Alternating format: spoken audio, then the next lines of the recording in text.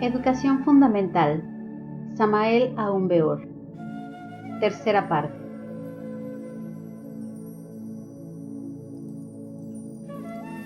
Capítulo 16.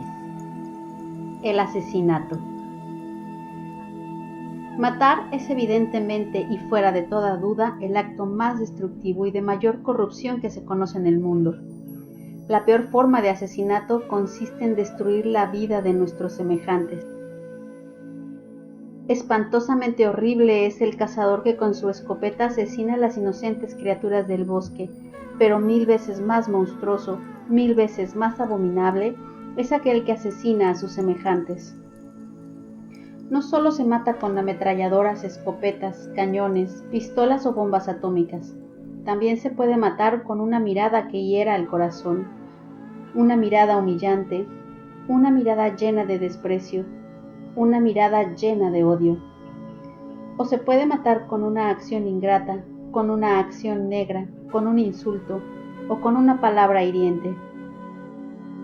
El mundo está lleno de parricidas, matricidas ingratos que han asesinado a sus padres y madres, ya con sus miradas, ya con sus palabras, ya con sus crueles acciones. El mundo está lleno de hombres que sin saberlo han asesinado a sus mujeres y de mujeres que sin saberlo han asesinado a sus maridos. Para colmo de desgracias, en este mundo cruel en que vivimos, el ser humano mata lo que más ama. No solo de pan vive el hombre, sino también de distintos factores psicológicos. Son muchos los esposos que hubieran podido vivir más si sus esposas se lo hubieran permitido. Son muchas las esposas que hubieran podido vivir más si sus esposos se lo hubieran permitido. Son muchos los padres y madres de familia que hubieran podido vivir más si sus hijos e hijas se lo hubieran permitido. La enfermedad que lleva a nuestro ser querido al sepulcro tiene por causa causorum palabras que matan, miradas que hieren, acciones ingratas. Esta sociedad caduca y degenerada está llena de asesinos inconscientes que presumen de inocentes. Las prisiones están llenas de asesinos, pero la peor especie de criminales presumen de inocente y andan libres. Ninguna forma de asesinato puede tener justificación alguna. Con matar a otro no se resuelve ningún problema en la vida. Las guerras jamás han resuelto ningún problema. Con bombardear ciudades indefensas y asesinar a millones de personas no se resuelve nada. La guerra es algo demasiado rudo, tosco, monstruoso, abominable. Millones de máquinas humanas dormidas, inconscientes, estúpidas, se lanzan a la guerra con el propósito de destruir a otros tantos millones de máquinas humanas inconscientes.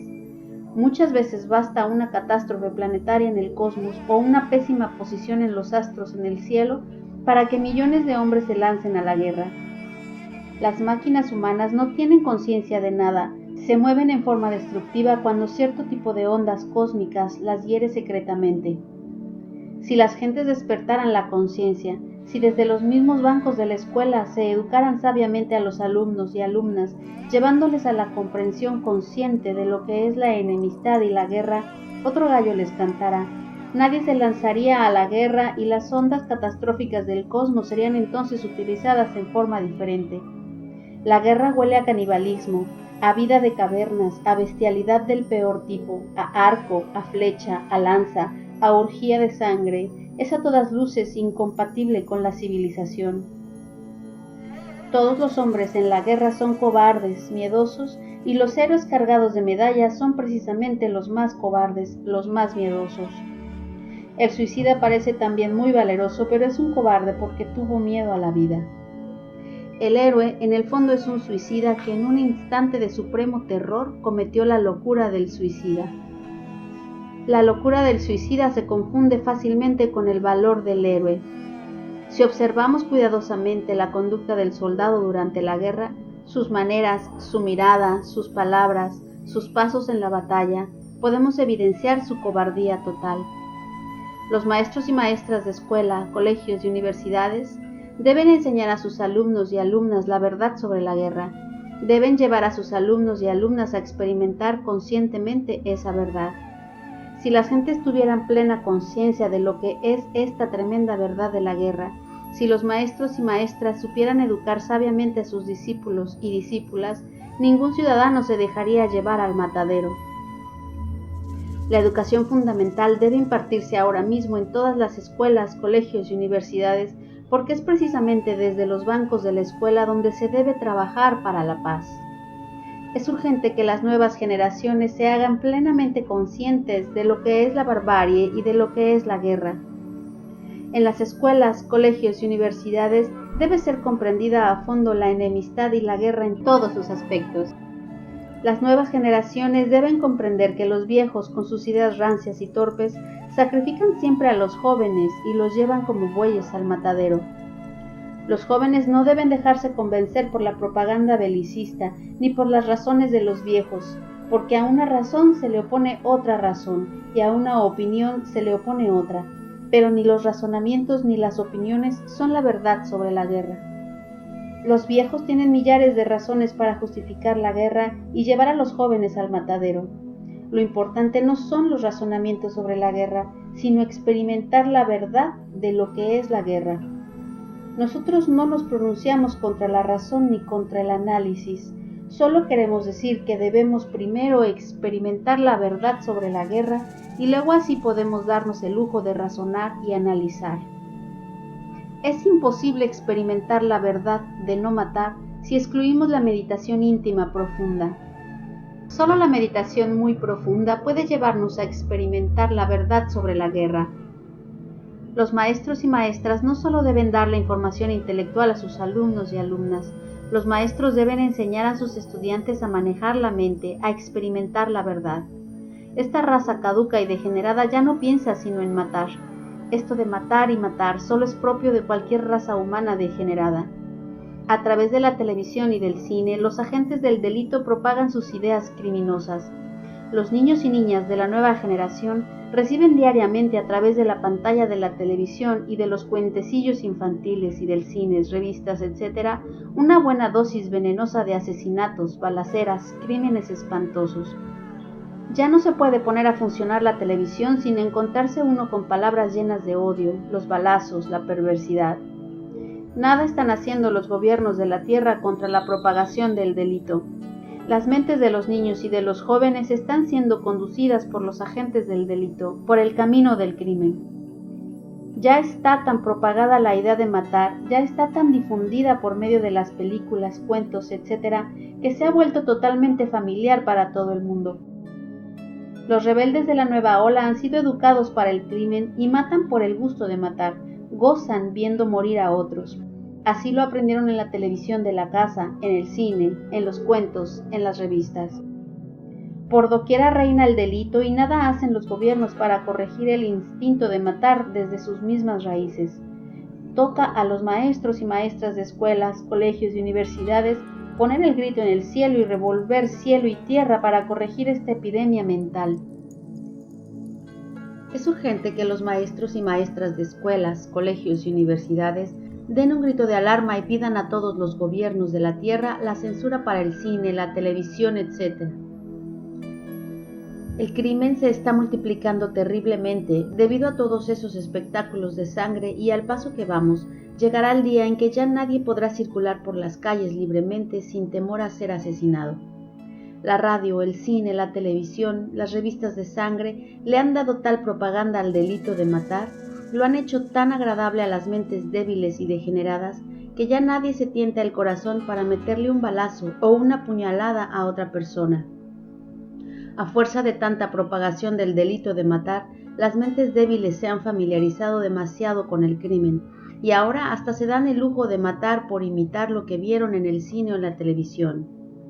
Los maestros y maestras, que son los educadores del pueblo, están obligados, en cumplimiento de su deber, a luchar por las nuevas generaciones, pidiendo a los gobiernos de la tierra la prohibición de los espectáculos de sangre, en fin, la cancelación de toda clase de películas sobre asesinatos, ladrones, etc. La lucha de los maestros y maestras debe extenderse también hasta el toreo y el boxeo. El tipo del torero es el tipo más cobarde y criminoso. El torero quiere todas las ventajas para él y mata para divertir al público. el tipo del boxeo es el del monstruo del asesinato, en su forma sádica que hiere y mata para divertir al público.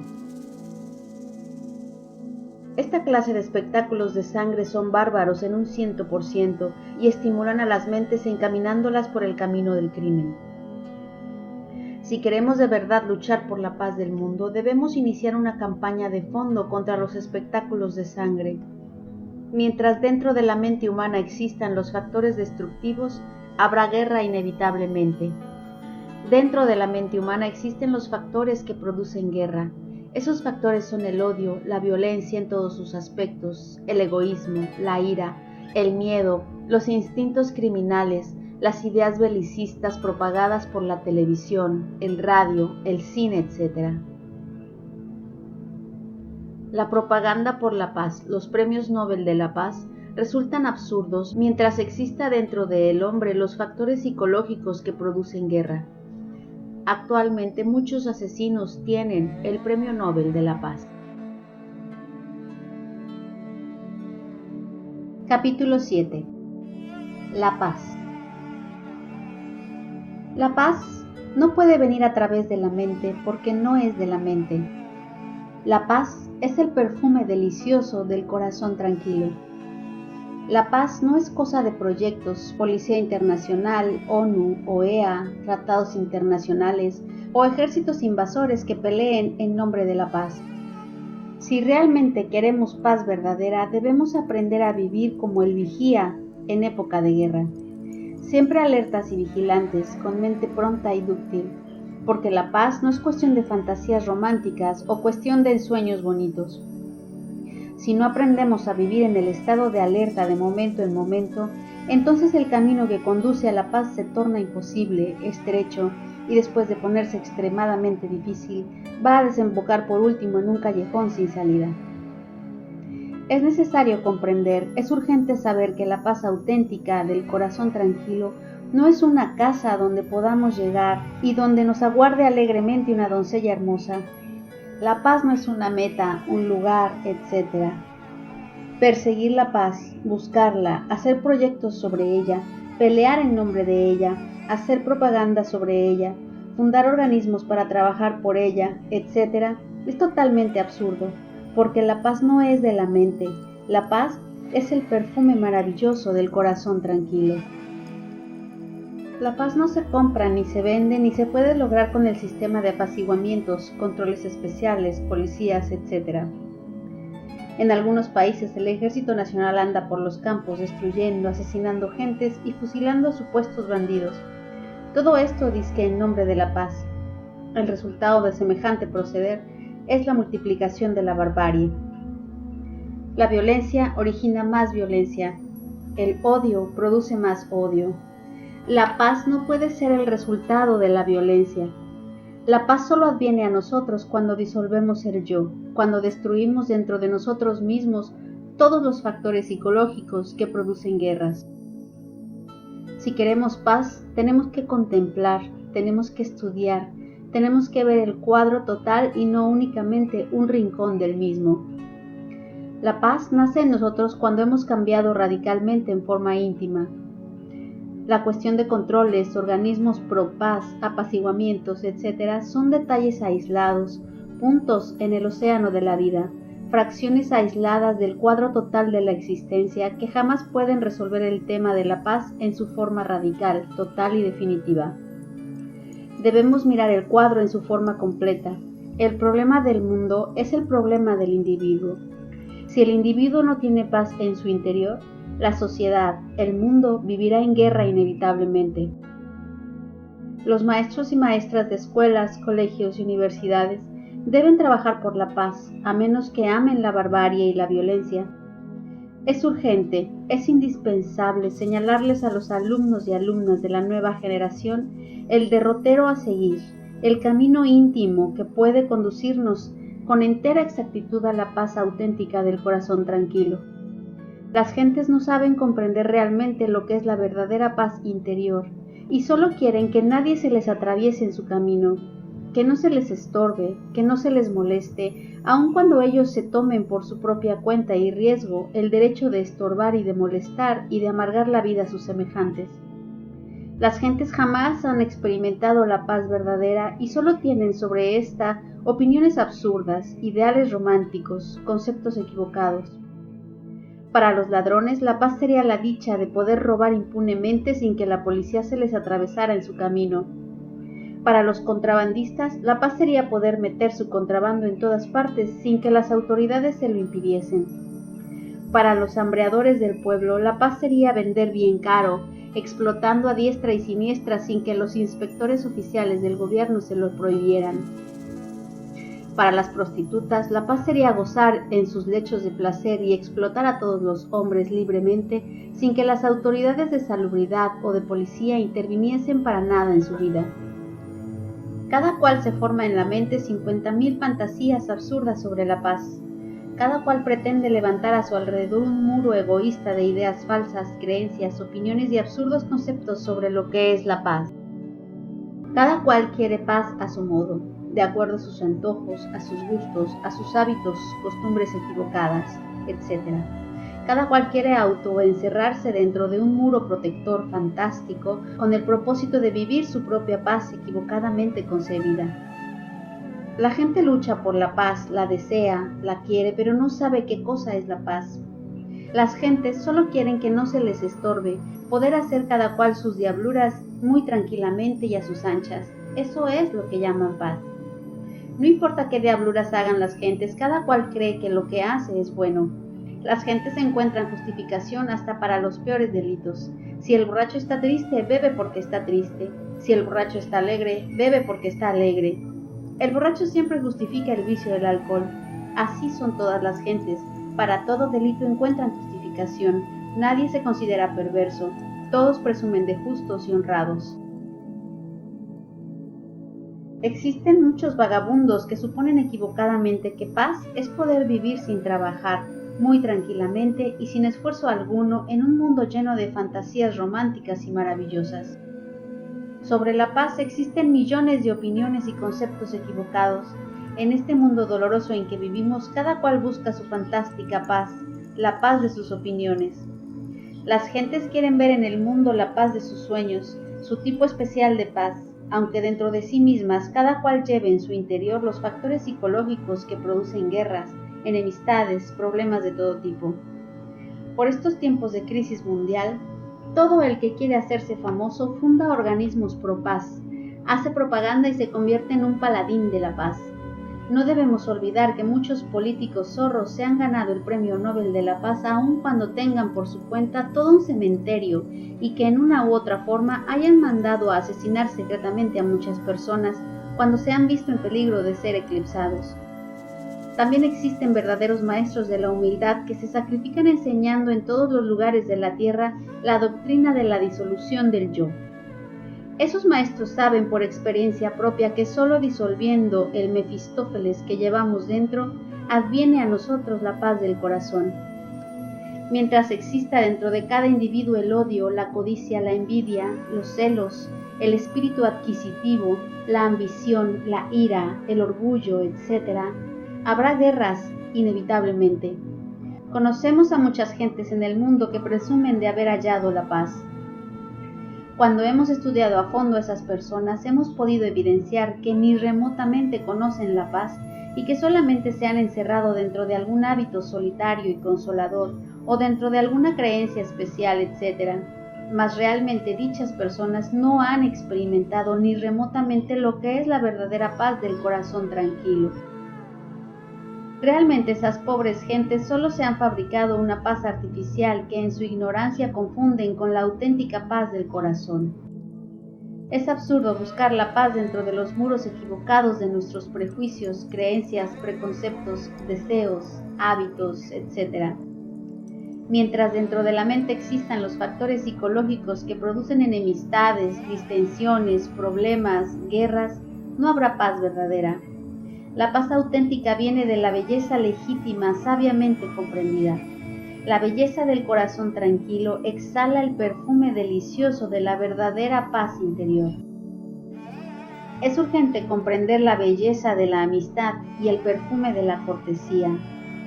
Es urgente comprender la belleza del lenguaje. Es necesario que nuestras palabras lleven en sí mismas la sustancia de la sinceridad.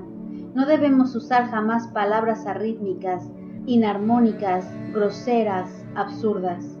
Cada palabra debe ser una verdadera sinfonía, cada frase debe estar llena de belleza espiritual. Es tan malo hablar cuando se debe callar y callar cuando se debe hablar. Hay silencios delictuosos y hay palabras infames. Hay veces que hablar es un delito, hay veces que callar es también otro delito. Uno debe hablar cuando debe hablar y callar cuando debe callar. No juguemos con la palabra porque esta es de grave responsabilidad. Toda palabra debe ser sopesada antes de articularse porque cada palabra puede producir en el mundo mucho de útil y mucho de inútil, mucho beneficio o mucho daño.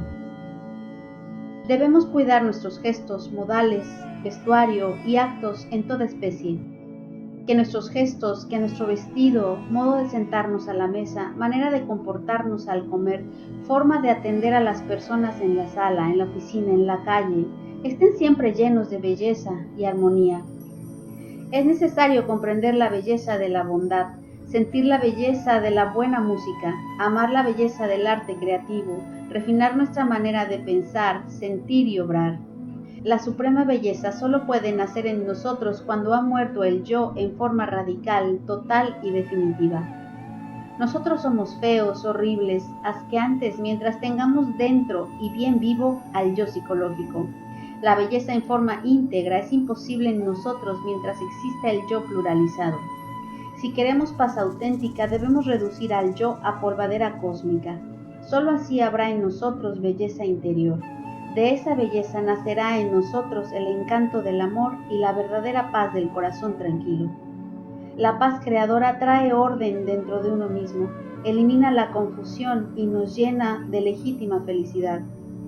Es necesario saber que la mente no puede comprender lo que es la verdadera paz. Es urgente entender que la paz del corazón tranquilo no llega a nosotros mediante el esfuerzo, por el hecho de pertenecer a alguna sociedad u organización dedicada a hacer propaganda de paz. La paz auténtica viene a nosotros en forma totalmente natural y sencilla cuando reconquistamos la inocencia en la mente y en el corazón, cuando nos volvemos como niños delicados y bellos, sensibles a todo lo hermoso como a todo lo feo, a todo lo bueno como a todo lo malo, a todo lo dulce como a todo lo amargo. Es necesario reconquistar la infancia perdida, tanto en la mente como en el corazón. La paz es algo inmenso, extenso, infinito, no es algo formado por la mente, no puede ser el resultado de un capricho ni el producto de una idea. La paz es una sustancia atómica que está más allá del bien y del mal, una sustancia que está más allá de toda moral, una sustancia que emana de las entrañas mismas del absoluto.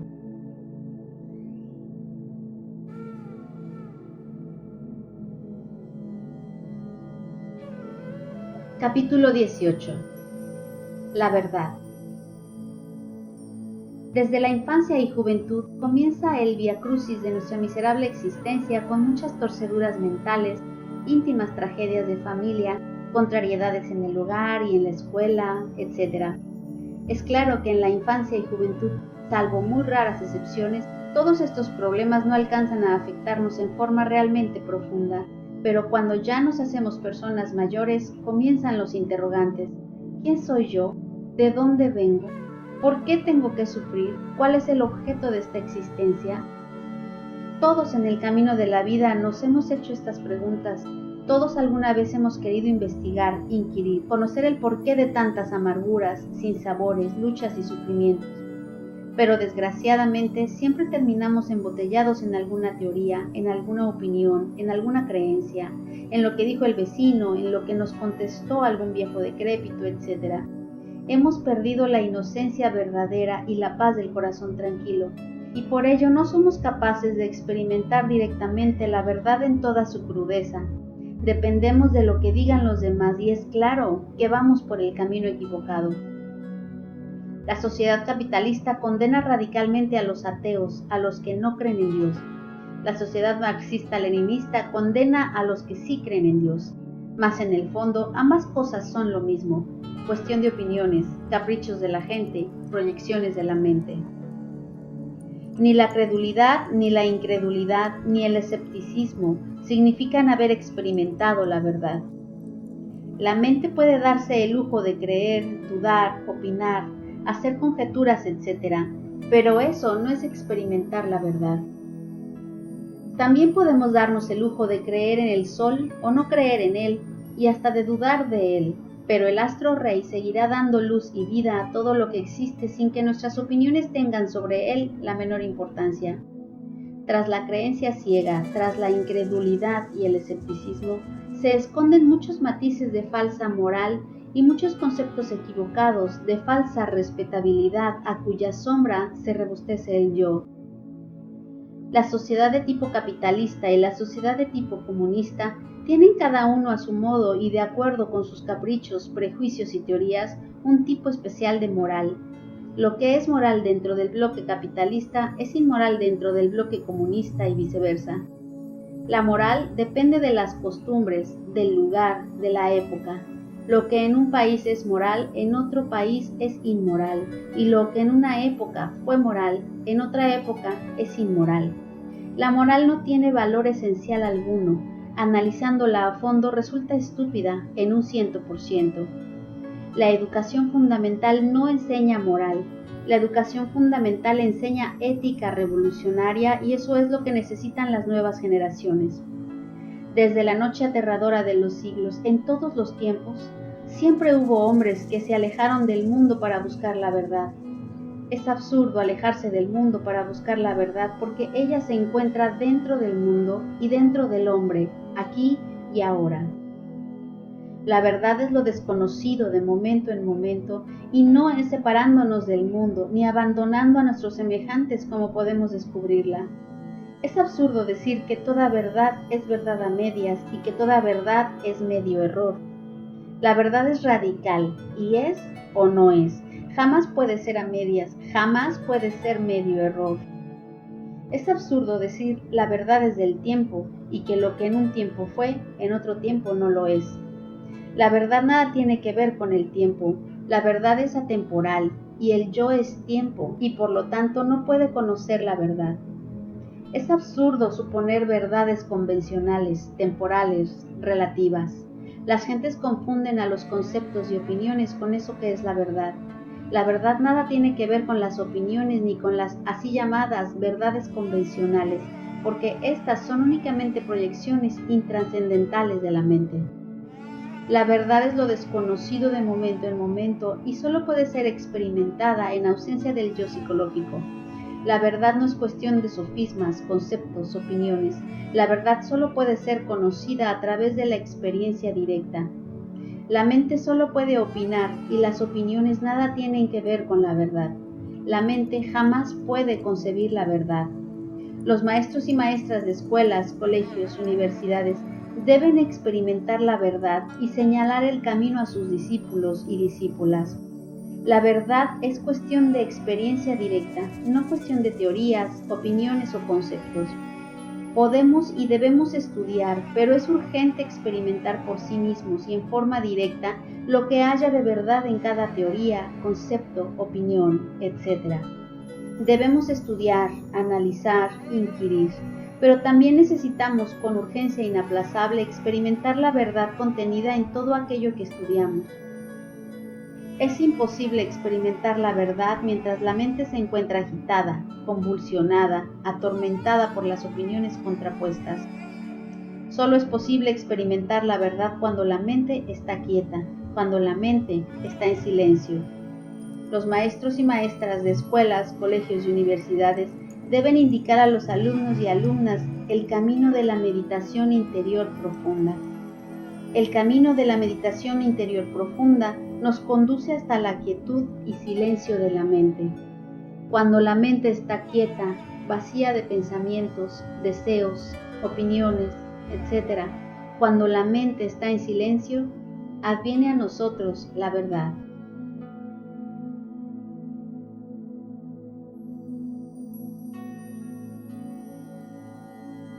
Capítulo 19. La inteligencia. Hemos podido verificar que muchos maestros y maestras de historia universal en el occidente del mundo suelen burlarse del Buda, Confucio, Mahoma, Hermes, Quetzalcóatl, Moisés, Krishna, etc. Fuera de toda duda, también hemos podido comprobar hasta la saciedad el sarcasmo, la mofa, la ironía lanzada por maestros y maestras contra las religiones antiguas, contra los dioses, contra la mitología, etc. Todo eso es precisamente falta de inteligencia. En las escuelas, colegios y universidades se debiera tratar sobre los temas religiosos con más respeto, con alto sentido de veneración, con verdadera inteligencia creadora. Las formas religiosas conservan los valores eternos y están organizadas de acuerdo con las necesidades psicológicas e históricas de cada pueblo, de cada raza. Todas las religiones tienen los mismos principios, los mismos valores eternos y solo se diferencian en la forma. No es inteligente que un cristiano se burle de la religión del Buda o de la religión hebrea o hinduista, porque todas las religiones descansan sobre los mismos basamentos. Las sátiras de muchos intelectuales contra las religiones y sus fundadores se deben al veneno marxista que por estos tiempos está intoxicando a todas las mentes débiles. Los maestros y maestras de escuelas, colegios y universidades deben orientar a sus alumnos y alumnas por el camino del verdadero respeto a nuestros semejantes. Es a todas luces perverso e indigno el patán que en nombre de una teoría de cualquier tipo se burle de los templos, religiones, sectas, escuelas o sociedades espirituales. Al abandonar las aulas del estudio, los estudiantes tienen que habérselas con gentes de todas las religiones, escuelas, sectas, y no es inteligente que ni siquiera sepan guardar la debida compostura en un templo. Al abandonar las aulas, después de 10 o 15 años de estudios, los jóvenes y señoritas se encuentran tan lerdos y dormidos como los demás seres humanos, tan llenos de vanidad y faltos de inteligencia como el primer día que ingresaron a la escuela. Es urgente que los estudiantes, entre otras cosas, desarrollen el centro emocional, porque no todo es intelecto. Se hace necesario aprender a sentir las íntimas armonías de la vida, la belleza del árbol solitario, el canto del pajarillo en el bosque, la sinfonía de música y colores en un bello ocaso. Es necesario también sentir y comprender profundamente todos los horribles contrastes de la vida, como son el desorden social, cruel y despiadado de esta época en que vivimos. Las calles llenas de madres infelices que con sus hijos desnutridos y hambrientos mendigan un pedazo de pan. Los feos edificios donde viven millares de familias pobres, las carreteras repugnantes por donde circulan millones de carros propulsados con esos combustibles que dañan los organismos, etc. El estudiante que abandona las aulas tiene que enfrentarse no solamente con su propio egoísmo y con sus propios problemas, sino también con el egoísmo de todas las gentes y con los múltiples problemas de la sociedad humana. Lo más grave de todo es que el estudiante que abandona las aulas, aún teniendo preparación intelectual, no tiene inteligencia. Su conciencia está dormida, está deficientemente preparado para la lucha por la vida. Ha llegado la hora de investigar y descubrir qué es eso que se llama inteligencia. El diccionario, la enciclopedia resultan impotentes para definir seriamente la inteligencia. Sin inteligencia jamás puede haber transformación radical ni felicidad verdadera, y es muy raro en la vida encontrar personas verdaderamente inteligentes. Lo importante en la vida no solamente es conocer la palabra inteligencia, sino experimentar en nosotros mismos su honda significación. Muchos son los que presumen de inteligentes. No hay borracho que no presuma de inteligente, y Carlos Marx, creyéndose a sí mismo demasiado inteligente, escribió su farsa materialista que ha costado al mundo la pérdida de los valores eternos, el fusilamiento de millares de sacerdotes de distintas religiones, la violación de monjas budistas, cristianas, etc., la destrucción de muchos templos, las torturas de millares y millones de personas, etc. Cualquiera puede presumir de inteligente. Lo difícil es serlo verdaderamente. No es adquiriendo más información libresca, más conocimientos, más experiencias, más cosas para deslumbrar las gentes, más dinero para comprar jueces y policías, como se va a lograr eso que se llama inteligencia. No es con ese más como se puede llegar a tener inteligencia. Se equivocan de plano aquellos que suponen que la inteligencia puede ser conquistada con el proceso del más. Es urgente comprender a fondo y en todos los terrenos de la mente subconsciente e inconsciente lo que es ese pernicioso proceso del más, porque en el fondo se oculta muy secretamente el querido ego, el yo, el mí mismo, que desea y quiere siempre más y más para engordar y robustecerse. Ese Mefistófeles que llevamos dentro, ese Satán, este yo, dice: yo tengo más dinero, más belleza, más inteligencia que aquel, más prestigio, más astucia, etc. Quien quiera de verdad comprender lo que es la inteligencia, debe aprender a sentirla, debe vivenciarla y experimentarla a través de la meditación profunda. Todo lo que las gentes acumulan entre el sepulcro podrido de la memoria infiel, imaginación intelectual, experiencias de la vida, se traduce siempre fatalmente en el término de más y más, de manera que nunca llegan a conocer el hondo significado de todo eso que acumulan. Muchos se leen un libro y luego lo depositan entre la memoria, satisfechos por haber acumulado más información, pero cuando se les llama a responder por la doctrina escrita en el libro que leyeron, resulta que desconocen la profunda significación de la enseñanza. Pero el yo quiere más y más información, más y más libros, aun cuando no haya vivenciado la doctrina de ninguno de ellos. La inteligencia no se consigue con más información libresca, ni con más experiencia, ni con más dinero, ni con más prestigio. La inteligencia puede florecer en nosotros cuando comprendemos todo el proceso del yo, cuando entendemos a fondo todo ese automatismo psicológico del más. Es indispensable comprender que la mente es el centro básico del más. Realmente ese más es el mismo yo psicológico que exige, y la mente es su núcleo fundamental. Quien quiera ser inteligente de verdad debe resolverse a morir no solamente en el nivel intelectual superficial, sino también en todos los terrenos subconscientes e inconscientes de la mente. Cuando el yo muere, cuando el yo se disuelve totalmente, lo único que queda dentro de nosotros es el ser auténtico, el ser verdadero, la legítima inteligencia tan codiciada y tan difícil. Las gentes creen que la mente es creadora. Están equivocadas. El yo no es creador y la mente es el núcleo básico del yo. La inteligencia es creadora porque ella es del ser, es un atributo del ser. No debemos confundir la mente con la inteligencia. Están equivocados de plano y en forma radical quienes suponen que la inteligencia es algo que puede ser cultivada como flor de invernadero o algo que se pueda comprar como se compran los títulos de nobleza o poseyendo una formidable biblioteca. Es necesario comprender profundamente todos los procesos de la mente, todas las reacciones, ese más psicológico que acumula. Solo así brota en nosotros, en forma natural y espontánea, la llamarada ardiente de la inteligencia. Conforme el Mefistófeles que llevamos dentro se va disolviendo, el fuego de la inteligencia creadora se va manifestando poco a poco dentro de nosotros hasta resplandecer abrasadoramente. Nuestro verdadero ser es amor, y de ese amor nace la auténtica y legítima inteligencia que no es del tiempo.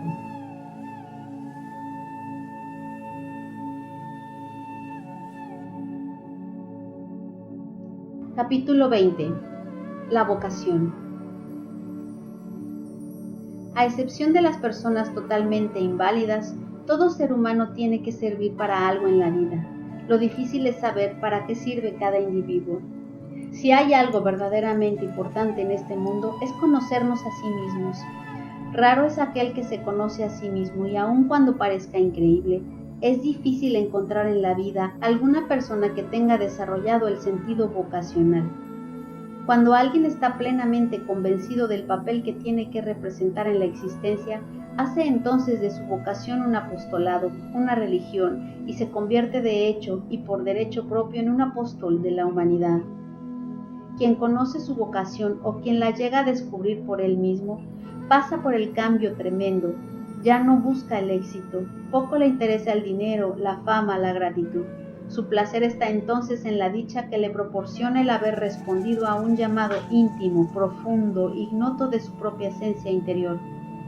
Lo más interesante de todo esto es que el sentido vocacional nada tiene que ver con el yo, pues aunque parezca extraño, el yo aborrece nuestra propia vocación, porque el yo solamente apetece jugosas entradas monetarias, posición, fama, etc.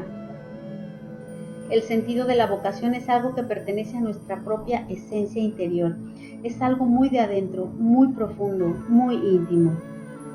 El camino vocacional lleva al hombre a acometer con verdadero denuedo y desinterés verdadero las más tremendas empresas a costa de toda clase de sufrimientos y calvarios. Es por lo tanto apenas normal que el yo aborrezca la verdadera vocación. El sentido de la vocación nos conduce de hecho por la senda del heroísmo legítimo, aun cuando tengamos que soportar estoicamente toda clase de infamias, traiciones y calumnias. El día que un hombre pueda decir de verdad, yo sé quién soy y cuál es mi verdadera vocación, desde ese instante comenzará a vivir con verdadera rectitud y amor. Un hombre así vive en su obra y su obra en él. Realmente solo son muy pocos los hombres que pueden hablar así, con verdadera sinceridad del corazón. Quienes así hablan son los selectos, aquellos que tienen en grado superlativo el sentido de vocación. Hallar nuestra verdadera vocación es fuera de toda duda el problema social más grave, el problema que se encuentra en la base misma de todos los problemas de la sociedad. Encontrar o descubrir nuestra verdadera vocación individual equivale de hecho a descubrir un tesoro muy precioso. Cuando un ciudadano encuentra con toda certidumbre y fuera de toda duda su verdadero y legítimo oficio, se hace por este solo hecho insustituible. Cuando nuestra verdadera vocación corresponde totalmente y en forma absoluta al puesto que estamos ocupando en la vida, ejercemos entonces nuestro trabajo como un verdadero apostolado, sin codicia alguna y sin deseo de poder. Entonces el trabajo, en vez de producirnos codicia, aburrimiento o deseos de cambiar de oficio, nos trae dicha verdadera, profunda, íntima, aun cuando tengamos que soportar pacientemente dolorosas viacrucis. En la práctica hemos podido verificar que cuando el puesto no corresponde a la vocación del individuo, entonces solo piensa éste en función del más. El mecanismo del yo es el más dinero, más fama, más proyectos, y como es apenas natural, el sujeto suele tornarse hipócrita, explotador, cruel, despiadado, intransigente. Si estudiamos la burocracia detenidamente, podemos comprobar que rara vez en la vida el puesto corresponde a la vocación individual. Si estudiamos en forma minuciosa los distintos gremios del proletariado, podemos evidenciar que en muy raras ocasiones el oficio corresponde a la vocación individual. Cuando observamos cuidadosamente a las clases privilegiadas, ya sean estas del este o del oeste del mundo, podemos evidenciar la falta total del sentido vocacional. Los llamados niños bien, ahora asaltan a mano armada, violan a indefensas mujeres, etc., para matar el aburrimiento. No habiendo encontrado su puesto en la vida, andan desorientados y se convierten en rebeldes sin causa, como para variar un poco. Es espantoso el estado caótico de la humanidad por estos tiempos de crisis mundial.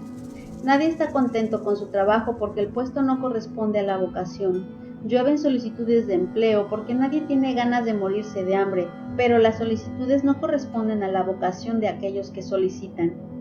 Muchos choferes deberían ser médicos o ingenieros, muchos abogados deberían ser ministros y muchos ministros deberían ser sastres.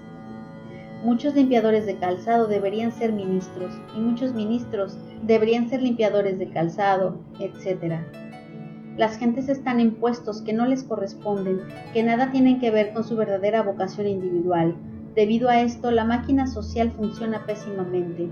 Esto es semejante a un motor que estuviese estructurado con piezas que no le corresponden, y el resultado tiene que ser inevitablemente el desastre, el fracaso, el absurdo. En la práctica hemos podido comprobar hasta la saciedad que cuando alguien no tiene disposición vocacional para ser guía, instructor religioso, líder político o director de alguna asociación espiritualista, científica, literaria, filantrópica, etc., entonces solo piensa en función del más y se dedica a hacer proyectos y más proyectos con secretos propósitos inconfesables. Es obvio que cuando el puesto no corresponde a la vocación individual, el resultado es la explotación. Por estos tiempos terriblemente materialistas en que vivimos, el puesto del maestro está siendo arbitrariamente ocupado por muchos mercaderes que ni remotamente tienen vocación para el magisterio. El resultado de semejante infamia es la explotación, crueldad y falta de verdadero amor. Muchos sujetos ejercen el magisterio exclusivamente con el propósito de conseguir dinero para pagar sus estudios en la facultad de medicina, derecho o ingeniería, o simplemente porque no encuentran nada más que hacer. Las víctimas de semejante fraude intelectual son los alumnos y alumnas. El verdadero maestro vocacional hoy en día es muy difícil de encontrarlo, y es la mayor dicha que pueden llegar a tener los alumnos y alumnas de escuelas, colegios y universidades. La vocación del maestro está sabiamente traducida por aquella pieza de prosa conmovedora de Gabriela Mistral, titulada Oración de la Maestra. Dice la maestra de provincia, dirigiéndose a lo divinal, al maestro secreto: dame el amor único de mi escuela, que ni la quemadura de la belleza sea capaz de robarle mi ternura de todos los instantes. Maestro, hazme perdurable el fervor y pasajero el desencanto. Arranca de mí el impuro deseo de malentendida justicia que aún me turba, la mezquina insinuación de protesta que sube de mí cuando me hieren. No me duela la incomprensión ni me entristezca el olvido de las que enseñé. Dame el ser más madre que las madres para poder amar y defender como ellas lo que no es carne de mis carnes. Dame alcance a hacer de una de mis niñas mi verso perfecto y a dejarle en ella clavado mi más penetrante melodía para cuando mis labios no canten más. Muéstrame posible tu evangelio en mi tiempo, para que no renuncie a la batalla de cada día y de cada hora por él. ¿Quién puede medir la influencia psíquica maravillosa de un maestro así inspirado con tanta ternura por el sentido de su vocación? El individuo da con su vocación por una de estas tres vías. Primera, el autodescubrimiento de una capacidad especial. Segunda, la visión de una necesidad urgente. Tercera, la muy rara dirección de los padres y maestros que descubrieron la vocación del alumno o alumnas mediante la observación de sus aptitudes. Muchos individuos han descubierto su vocación en determinado momento crítico de su vida, frente a una situación seria que reclamaba inmediato remedio. Gandhi era un abogado cualquiera cuando, con motivo de un atentado contra los derechos de los hindúes en el África del Sur, hizo cancelar su pasaje de regreso a la India y se quedó a defender la causa de sus compatriotas. Una necesidad momentánea le encaminó hacia la vocación de toda su vida. Los grandes benefactores de la humanidad han encontrado su vocación ante una crisis situacional que reclamaba inmediato remedio. Recordamos a Oliverio Cromwell, el padre de las libertades iglesias, Benito Juárez, el forjador del Nuevo México, José de San Martín y Simón Bolívar, padres de la independencia sudamericana, etc. Jesús el Cristo, Buda, Mahoma, Hermes, Zoroastro, Confucio, Fuji, etc., fueron hombres que en determinado momento de la historia supieron comprender su verdadera vocación y se sintieron llamados por la voz interior que emana del íntimo. La educación fundamental está llamada a descubrir por diversos métodos la capacidad latente en los estudiantes. Los cuestionarios vocacionales han sido elaborados por mercaderes que arbitrariamente ocupan el puesto de maestros. En algunos países, antes de entrar en preparatorias y vocacionales, se somete a los alumnos a las crueldades psicológicas más horribles. Se les hacen preguntas sobre matemáticas, civismo, biología, etc. Lo más cruel de estos métodos son los famosos test psicológicos, índice IQ, íntimamente relacionada con la prontitud mental. Según sea el tipo de respuesta, según se califiquen, el estudiante es entonces embotellado en uno de los tres bachilleratos. Primero, físico-matemáticos. Segundo, ciencias biológicas. Tercero, ciencias sociales. De los físico-matemáticos salen ingenieros, arquitectos, astrónomos, aviadores, etc. De las ciencias biológicas salen farmacéuticos, enfermeras, biólogos, médicos, etc. De las ciencias sociales salen abogados, literatos, doctores en filosofía y letras, directores de empresas, etc. El plan de estudio de cada país es diferente y es claro que no en todos los países existen tres bachilleratos distintos. En muchos países solo existe un bachillerato y terminando el alumno pasa a la universidad. En algunas naciones no se examina la capacidad vocacional del estudiante y éste ingresa a la facultad con el deseo de tener una profesión para ganarse la vida, aun cuando ésta no coincida con sus tendencias innatas y con su sentido vocacional. Hay países donde se examina la capacidad vocacional de los estudiantes y hay naciones donde no se les examina. Absurdo es no saber orientar vocacionalmente a los estudiantes, no examinar sus capacidades y tendencias innatas. Estúpidos son los cuestionarios vocacionales y toda esa jerga de preguntas, test psicológicos, índice IQ, etc. Esos métodos de examen vocacional no sirven porque la mente tiene sus momentos de crisis, y si el examen se verifica en un momento de esos, el resultado es el fracaso y desorientación del estudiante.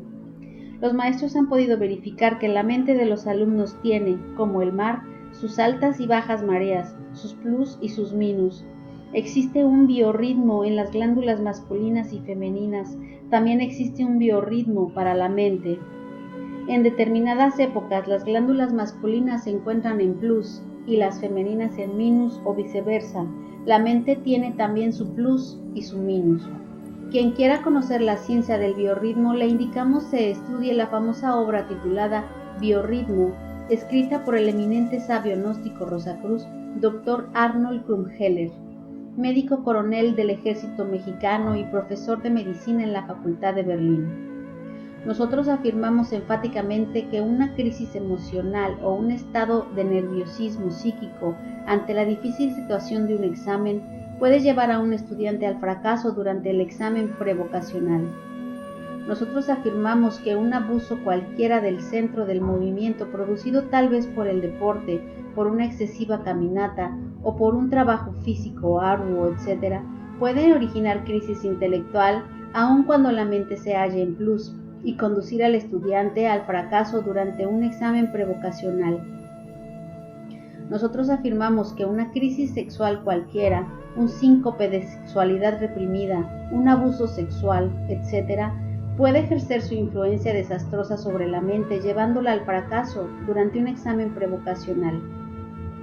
La educación fundamental enseña que los gérmenes vocacionales se hallan depositados no solamente en el centro intelectual, sino también en cada uno de los otros 4 centros de la psicofisiología de la máquina orgánica. Es urgente tener en cuenta los 5 centros psíquicos llamados intelecto, emoción, movimiento, instinto y sexo. Es absurdo pensar que el intelecto es el único centro de cognición. Si se examina exclusivamente el centro intelectual con el propósito de descubrir las aptitudes vocacionales de determinado sujeto, además de cometerse una grave injusticia que resulta de hecho muy perjudicial para el individuo y para la sociedad, se incurre en un error, porque los gérmenes de la vocación no solo se hallan contenidos en el centro intelectual, sino también además en cada uno de los otros 4 centros psicofisiológicos del individuo. El único camino obvio que existe para descubrir la verdadera vocación de los alumnos y alumnas es el amor verdadero. Si padres de familias y maestros se asocian en mutuo acuerdo para investigar en el hogar y en la escuela, para observar detalladamente todos los actos de los alumnos y alumnas, podrían descubrir las tendencias innatas de cada alumno y alumna. Ese es el único camino obvio que permitirá a padres de familia y maestros descubrir el sentido vocacional de los alumnos y alumnas.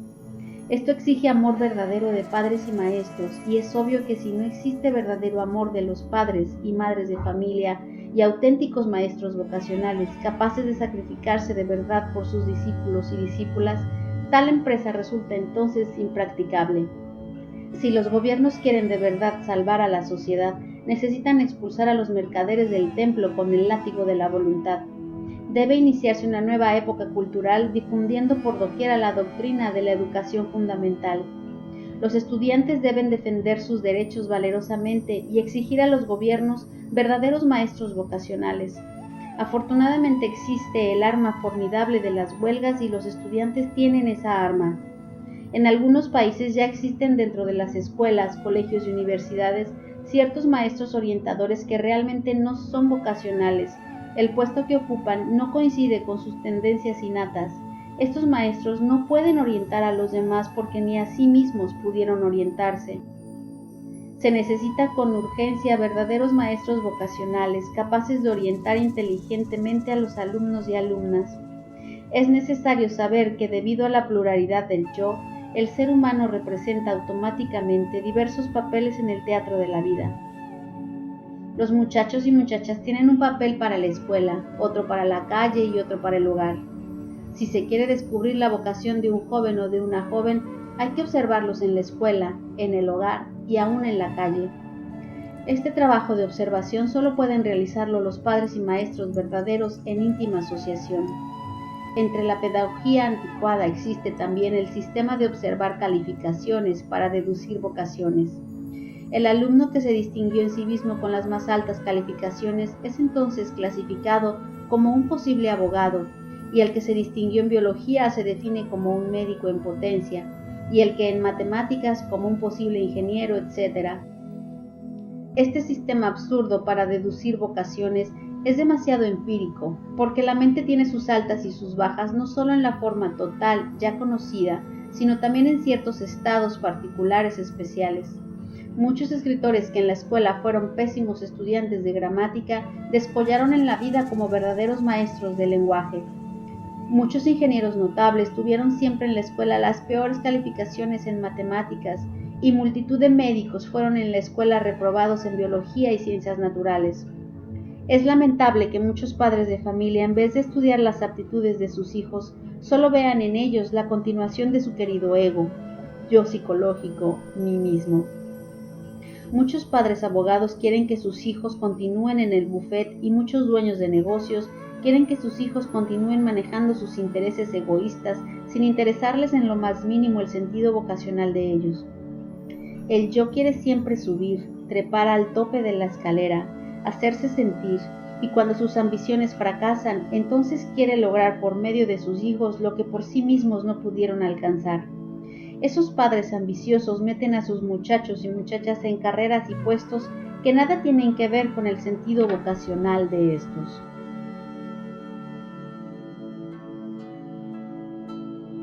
Capítulo 21. Los tres cerebros.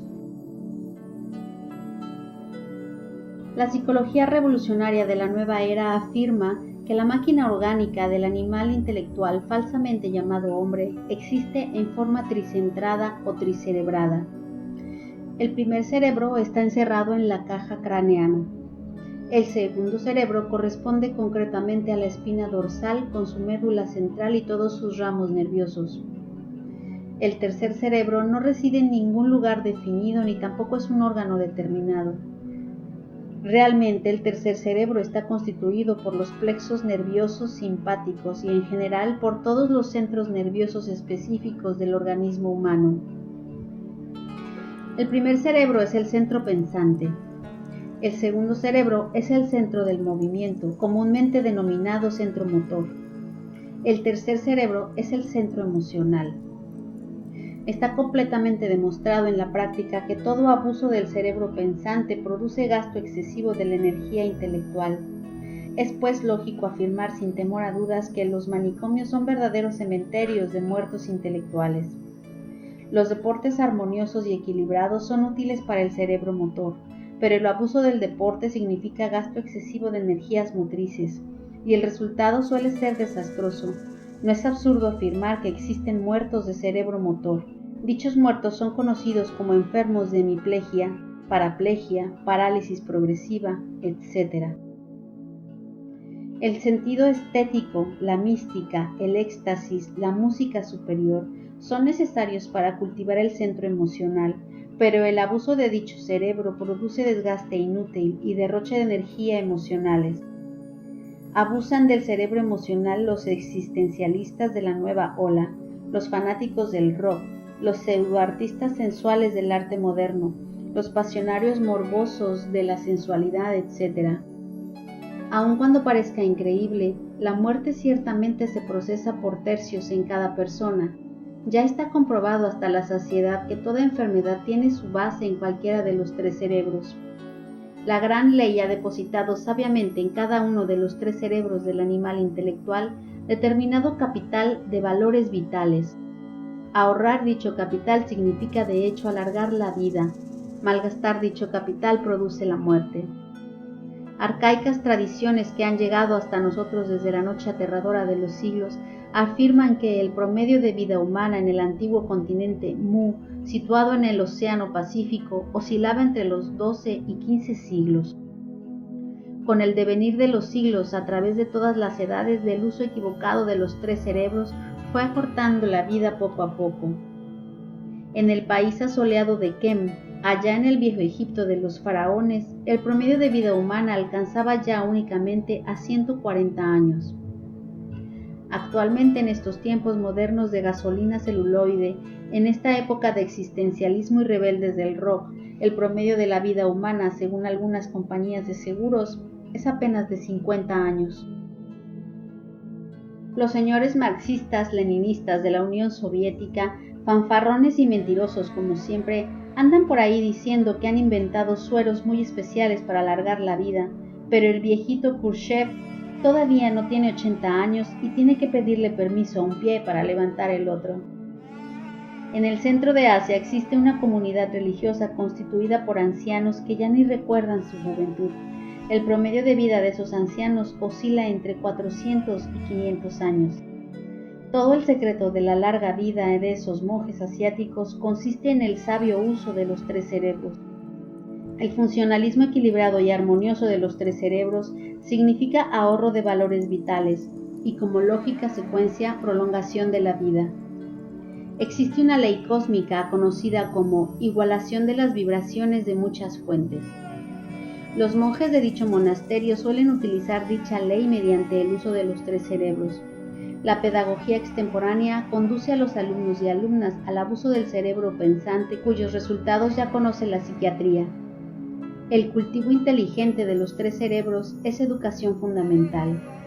En las antiguas escuelas de misterios de Babilonia, Grecia, India, Persia, Egipto, etc., los alumnos y alumnas recibían información íntegra directa para sus 3 cerebros mediante el precepto, la danza, la música, etc., inteligentemente combinados. Los teatros de los antiguos templos formaban parte de la escuela. El drama, la comedia, la tragedia, combinados con la mística especial, la música, la enseñanza oral, etc., servían para los 3 cerebros de cada individuo. Entonces los estudiantes no abusaban del cerebro pensante y sabían usar con inteligencia y en forma equilibrada sus 3 cerebros. Las danzas de los misterios de Eleusis en Grecia, el teatro de Babilonia, la escultura de Grecia, fueron siempre utilizados para transmitir conocimientos a los discípulos y discípulas. Ahora, en estos tiempos degenerados de rock, los alumnos y alumnas confundidos y desorientados andan por la senda tenebrosa del abuso mental. Actualmente no existen verdaderos sistemas creadores para el armonioso cultivo de los 3 cerebros. Los maestros y maestras de escuelas, colegios y universidades solo se dirigen a la memoria infiel de los aburridos estudiantes que esperan con ansiedad la hora de salir del aula. Es urgente, es indispensable saber combinar el intelecto, movimiento y emoción con el propósito de llevar información íntegra a los 3 cerebros de los estudiantes. Resulta absurdo informar a un solo cerebro. El primer cerebro no es el único de cognición. Resulta criminoso abusar del cerebro pensante de los alumnos y alumnas. La educación fundamental deberá conducir a los estudiantes por la senda del desarrollo armonioso. La psicología revolucionaria enseña claramente que los 3 cerebros tienen 3 clases de asociaciones independientes totalmente distintas. Estas 3 clases de asociaciones evocan diferentes tipos de impulsos del ser. Esto nos da, de hecho, 3 personalidades diferentes que no poseen nada en común ni en su naturaleza ni en sus manifestaciones. La psicología revolucionaria de la nueva era enseña que en cada persona existen 3 aspectos psicológicos distintos. Con una parte de la esencia psíquica deseamos una cosa, con otra parte deseamos algo decididamente diferente, y gracias a la tercera parte hacemos algo totalmente opuesto. En un instante de supremo dolor, tal vez la pérdida de un ser querido o cualquier otra catástrofe íntima, la personalidad emocional llega hasta la desesperación, mientras la personalidad intelectual se pregunta el porqué de toda esa tragedia, y la personalidad del movimiento solo quiere huir de la escena. Estas tres personalidades distintas, diferentes y hasta muchas veces contradictorias deben ser íntegramente cultivadas e instruidas con métodos y sistemas especiales en todas las escuelas, colegios y universidades. Desde el punto de vista psicológico, resulta absurdo educar exclusivamente a la personalidad intelectual. El hombre tiene tres personalidades que necesitan urgentemente la educación fundamental.